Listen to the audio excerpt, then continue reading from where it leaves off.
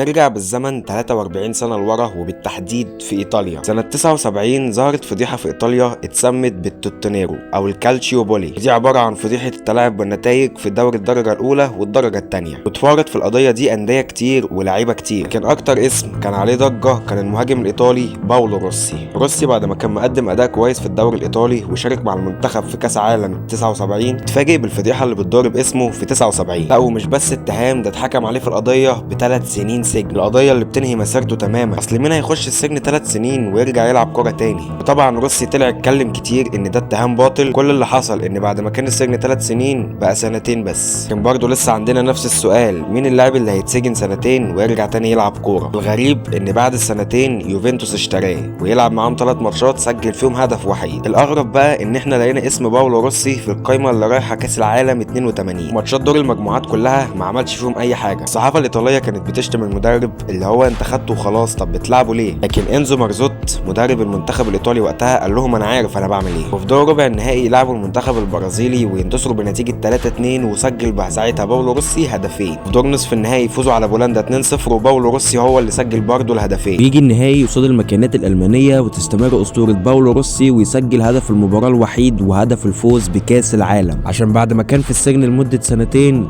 يختم الموسم كبطل للعالم وكمان ياخد الكره الذهبيه.